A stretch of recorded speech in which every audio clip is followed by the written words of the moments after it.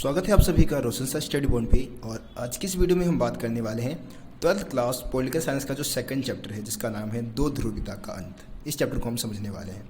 सो दोस्तों, जैसा कि आपको पता है कि जो आपको फर्स्ट चैप्टर है वो सिलेबस से डिलीट कर दिया गया है। मेरे ख्याल से हमेशा के लिए उस चैप्टर को हटा दिया गया है, ठीक है ना। बाकी और भी कुछ चैप्टर है जो कि आपके सिलेबस से डिलीट किया गया है, जैसे कि तीसरा चैप्टर आपके सिलेबस से हटा दिया गया है, तो वो चैप्टर हमें करने की जरूरत नहीं है। कुल मिला के आपके 14 चैप्टर आ रहे हैं 2022-23 का जो सिलेबस है उसमें। तो सभी चैप्टर आपको रोशन सर स्टडी पॉइंट पर करवाया जाएगा। हर एक टॉपिक को हम कवर करेंगे, एक भी टॉपिक को स्किप हम नहीं करने वाले हैं, ठीक है। तो आज की इस वीडियो में हम दो ध्रुवीयता का अंत जो चैप्टर है उसको हम समझने वाले हैं। तो स्टार्ट करते हैं। देखिए, आपको ना थोड़ा सा शीत युद्ध के बारे में भी पता होना चाहिए। जो पहला चैप्टर है शीत युद्ध का दौर, अगर आप इस चैप्टर को समझना चाहते हैं तो कुछ जानकारी आपको शीत युद्ध के बारे में भी होना चाहिए, ठीक है। जैसे कि मैं आपको बता देना चाहूँगा कि ये शीत युद्ध है क्या।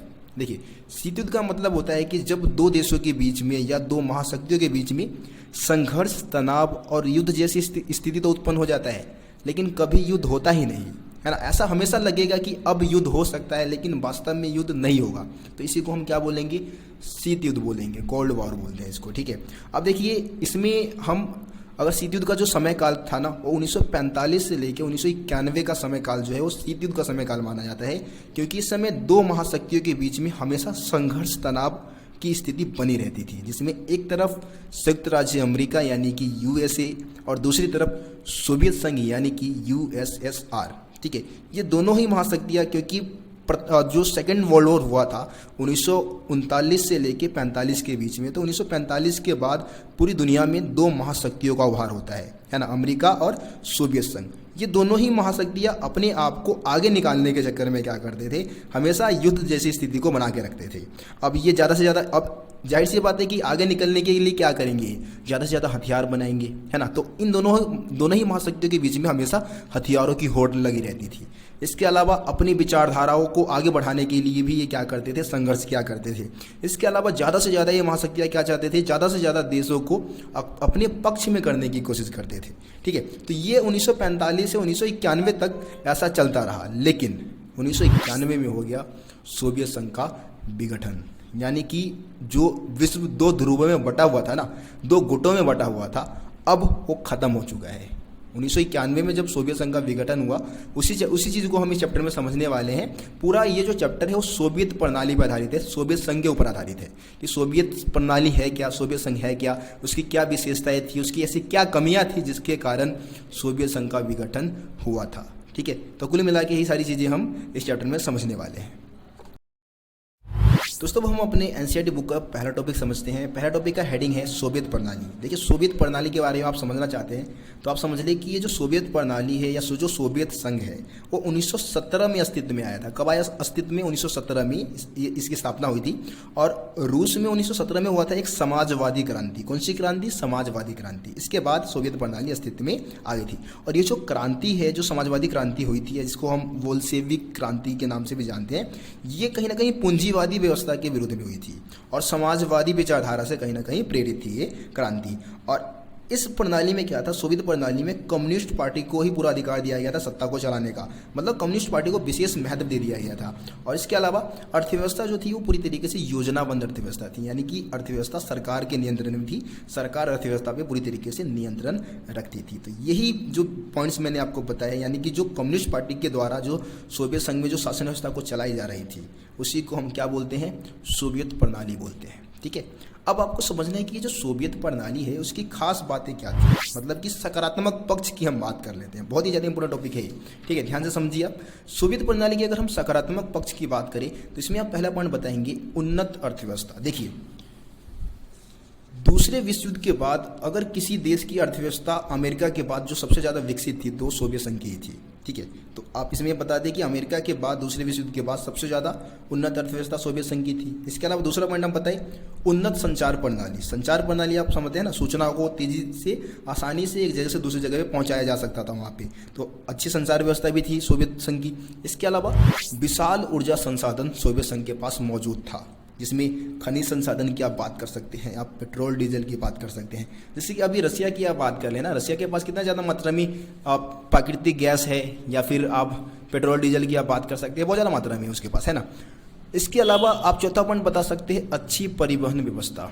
सोवियत संघ की परिवहन व्यवस्था भी उस समय काफ़ी ज़्यादा विकसित थी और दूर दराज के इलाके आपस में जुड़े हुए थे। परिवहन व्यवस्था के माध्यम से आसानी से जाना आना बिल्कुल आसानी से हो जाता था। इसके अलावा पांचवा पॉइंट आप बता सकते हैं उन्नत घरेलू उपभोक्ता उद्योग। जो सोवियत संघ की जो घरेलू उपभोक्ता उद्योग थी, जो कि मतलब उपभोक्ता की चीज़ें बनाई जाती थी, लोगों की आवश्यकता की जो चीज़ें बनाती थी जो उद्योग, वो वहाँ पे क्या करती थी, पिन से लेके कार तक हर चीज़ों को बना देती थी। तो दूसरे देशों पर निर्भर रहने की जरूरत ही नहीं थी सोवियत संघ के लोगों को, सब कुछ वहीं पे बनता था, है ना। इसके अलावा न्यूनतम जीवन स्तर भी सुनिश्चित कर दिया था सरकार ने। न्यूनतम जीवन स्तर सुनिश्चित करने का मतलब क्या है कि आवश्यकता की हर चीज़ें सरकार लोगों को बहुत ही सस्ते दाम पे फ्री में ही उपलब्ध कराती थी। ये भी बहुत अच्छी बात है सोवियत संघ की। इसके अलावा बेरोजगारी तो थी ही नहीं, सभी लोगों को वहाँ पे रोजगार मिला हुआ था। तो ये सभी पॉइंट्स आप सोवियत संघ के सकारात्मक पक्ष में आप बता सकते हैं, या सोवियत संघ की विशेषता में आप बता सकते हैं सभी पॉइंट्स को। ठीक है, मैं उम्मीद करता हूँ आपको ये टॉपिक समझ में आ गया हो। दोस्तों अब हम बात करेंगे सोवियत प्रणाली के नकारात्मक पक्ष। हमने सोवियत प्रणाली के सकारात्मक पक्ष तो समझ लिया, मतलब खासियत तो समझ लिया। अब इसके अंदर कुछ बुराइयां भी थी और कहीं ना कहीं उसके विघटन का यही मेन कारण माना जाता है। बट विघटन के प्रमुख कारण जो है वो मैं आपको अगली वीडियो में समझाऊंगा। पहले हम इसके नकारात्मक पक्ष की बात कर लेते हैं। सोवियत प्रणाली के क्या नकारात्मक पक्ष थे? देखो, सोवियत प्रणाली में क्या था ना, नौकरशाही का शिकंजा था। सोवियत संघ में नौकरशाही का शिकंजा, इसका मतलब क्या है? इसका मतलब ये है कि वहाँ पे जो सरकारी अधिकारी जो थे उनका शिकंजा था, शासन व्यवस्था को कहीं ना कहीं उन्होंने अपने कंट्रोल में ले रखा था।